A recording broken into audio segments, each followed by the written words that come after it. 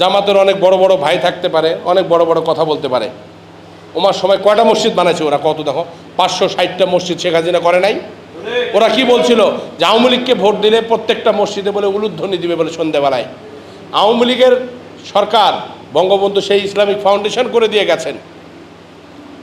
সেই Islamic foundation কি কাজ করে? আজ কওমি মাদ্রাসার সন্তানেরা, এতিমখানার সন্তানেরা লক্ষ লক্ষ টাকা, এই উপজেলাতে আমি প্রত্যেক মাসে 2 কোটি টাকার উপরে, 2,12,00,000 টাকা শুধু খাদ্যের জন্য দেই। প্রত্যেক মাসে এই উপজেলায় 4টা উপজেলায় কমপক্ষে 7 কোটি টাকার মতো খালি এই টাকাই দেওয়া হচ্ছে এতিম বাচ্চাদের খাওয়ার জন্য।